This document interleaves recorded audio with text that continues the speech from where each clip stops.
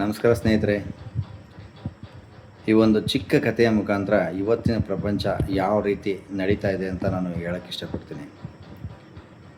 ಒಬ್ಬ ವ್ಯಕ್ತಿ ಇರ್ತಾನೆ, ನ್ಯಾಯ, ನೀತಿ, ಸತ್ಯ, ಧರ್ಮ ಇವನ್ನೇ ಪಾಲಿಸ್ಕೊಂಬಂದಿರ್ತಾನೆ. ಅಂಥವನ ಒಬ್ಬ ಮಗ ಒಂದು ಪ್ರಮುಖ ಅಪರಾಧದಲ್ಲಿ ಸಿಲುಕ್ಬಿಡ್ತಾನೆ. ಈಗ ಆತ ತನ್ನ ಮಗನ್ನ ಉಳಿಸ್ಕೊಳ್ಳೋಕ್ಕೋಸ್ಕರ ಇನ್ನೊಬ್ಬ ನ್ಯಾಯ, ನೀತಿ, ಸತ್ಯ, ಧರ್ಮನೇ ಪಾಲಿಸ್ತಕ್ಕಂಥ ವಕೀಲರ ಹತ್ರ ಹೋಗ್ತಾನೋ ಅಥವಾ ಕ್ರಿಮಿನಲ್ ಲಾಯರ್ ಹತ್ರಕ್ಕೆ ಹೋಗ್ತಾನೋ. ನೀವು ಅಂದ್ಕೊಂಡಿದ್ದು ನಿಜ.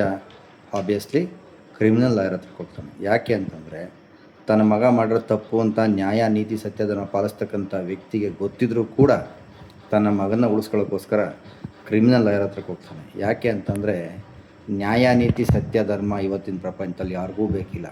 ಅದನ್ನು ಹೇಳಕ್ಕೆ ಹೋದಂಥವನಿಗೆ ಅವನಂಥ ಮುಟ್ಟಾಳ ಯಾರೂ ಇರೋದಿಲ್ಲ.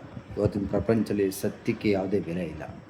ಹಾಗಾಗಿ ಎಲ್ಲರೂ ತಮ್ಮ ವೃತ್ತಿ ಮಾಡ್ಕೊಂಡು ಚೆನ್ನಾಗಿದ್ದಾರೆ, ನಾನು ಇಲ್ಲ ಅಂತ ಹೇಳ್ತಾ ಇಲ್ಲ. ಎಲ್ಲರದ್ದು ಒಂದೊಂದು ವೃತ್ತಿ, ಅಥವಾ ವಕೀಲರದು ಕೂಡ ಒಂದು ವೃತ್ತಿ, ನಾನು ಇಲ್ಲ ಅಂತ ಹೇಳ್ತಾ ಇಲ್ಲ, ಆಬ್ವಿಯಸ್ಲಿ. ಆದರೆ ಇಲ್ಲಿ ನ್ಯಾಯ, ನೀತಿ, ಸತ್ಯ, ಧರ್ಮ ಬರೀ ಬಾಯಲ್ಲಿ ಹೇಳೋಕ್ಕಷ್ಟೇ ಹೊರತು ಪಾಲಿಸೋಕ್ಕಂತ ಸತ್ಯವಾಗಲೂ ಅಲ್ಲ.